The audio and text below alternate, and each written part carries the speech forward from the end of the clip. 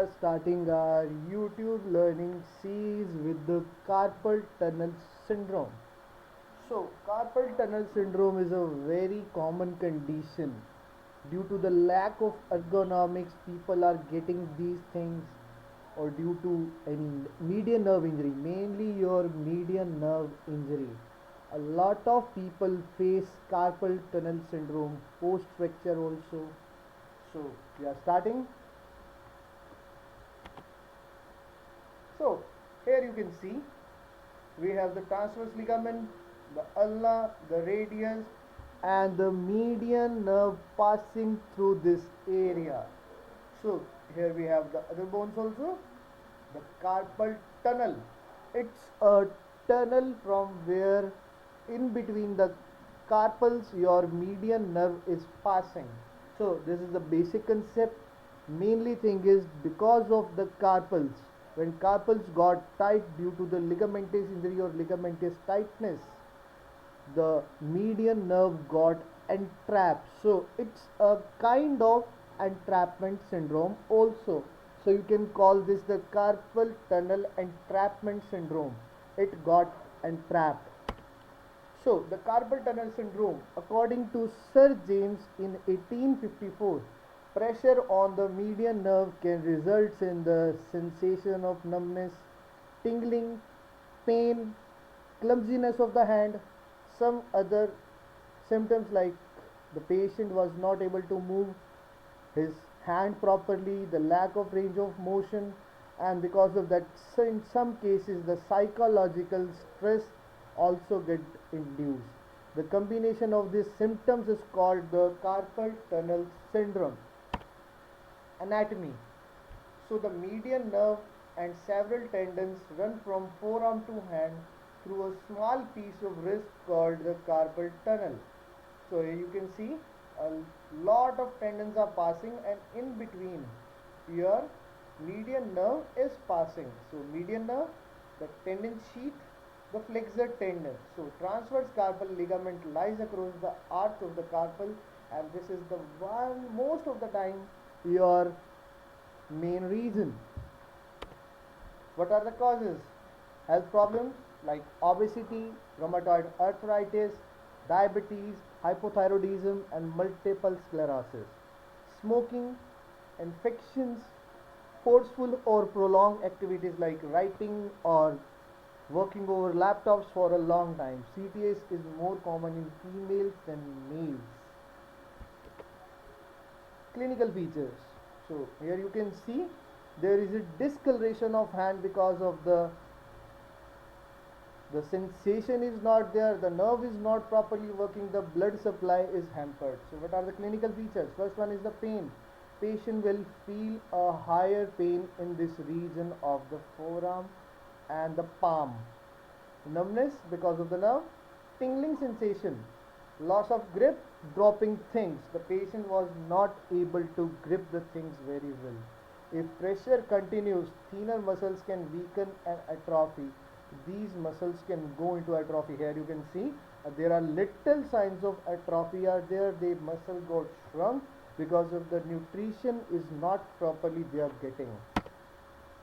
What are the diagnoses? The first one is the Phalen's test.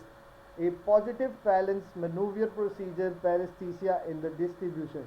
It causes paresthesia. The major reason it causes paresthesia. Right? So next, in the distribution of the median nerve when hands are held in forced flexion for 60 seconds or more. Minimum time is 60 seconds, but in chronic cases, those who are chronic can get it a little early, like 30-40 seconds. Next sign, the Tinel sign. Tinel sign results in the distribution of the paresthesia shaded area. In this particular region which is supplied by the median nerve, get paresthesia when the median nerve is compressed by swelling in the wrist. There will be a inflammation over there in this particular region. And median nerve percussion test. The examiner gently taps the median nerve at the wrist. The test is positive if there is a tingling sensation, and when you hit that area, the patient will feel a higher sensation of tingling. What is the treatment? First one, prednisolone. You can give the patient anti-inflammatory, diuretics, NSAIDs. Stop activities that cause numbness and pain. Means any kind of activity caused by the finger or which induced tension in the area. Thermotherapy, use to relieve the pain, exercise and splints. These are the old school treatment which are getting provided. Exercises are there, you all know, the movement of wrist, the range of motion, the stretches, the wrist extension exercise, gripping. These are some common things. Precautions what you can take. The first one, wrist braces for wrist straight and avoid bending. Use gel pads for mouse and keyboard users, wrap padding in all vibrating tools. Position your chair in such a way that your wrist got extended. These are some basic things. Nerve and tendon gliding exercises over the management of CTS. There is a concept called neurodynamics it is later more advanced. So in 197 patients was taken and were divided into two groups.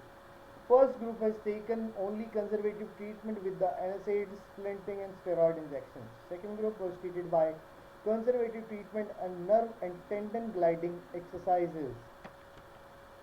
So, what are the materials and the methods? The patient were excluded from the study who had thinner atrophy. Yeah, because we want all the patients same. In most cases, surgical release is recommended. Pregnancy-related CTS may resolve following delivery. Who had previously undergone CT release, the patient who has undergone the surgery before, were excluded because the goal of study was to examine the role of nerve gliding, but because of the cuts and the shear force, the result were not we will not get the same result, so we have excluded those patients. So the 5 discrete positions in which the fingers are placed, the tendon gliding exercise. The first one, you have to make your straight hand and then make hook and then piece and then make a tabletop and then a straight piece. This is some fine self tendon gliding exercise. These are some self exercises that every patient can perform. You can add hydrotherapy with this. It will assist the patient. Or whirlpool bath you can add. There in some studies it is there that whirlpool bath has some good effects with this. Next, the wrist is neutral with the finger and thumb in flexion.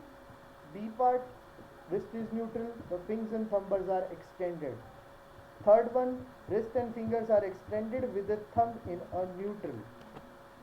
The wrist, fingers, thumb are extended, and then the wrist, finger, thumb are extended with the forearm supination.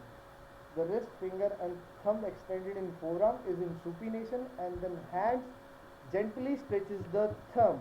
These are some basic exercises you can follow.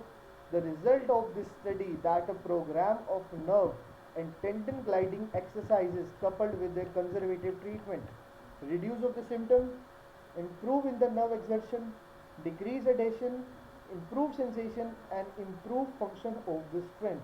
The major goal or the major thing we have done is the gliding of the tendon. We have glided the tendon with the self exercise or the self management. So there are some references, but in these cases we have some new treatments for the CTS. We have some new treatment protocols for the CTS, like we have dry needle, we have cupping therapy, we have the nerve dynamics or the neurodynamics. Instead of tendon, you are working over tendon, it's already inflamed. The region is inflamed. So instead of that, you can go for the neurodynamics. You can mobilize the nerve properly and get some very good results.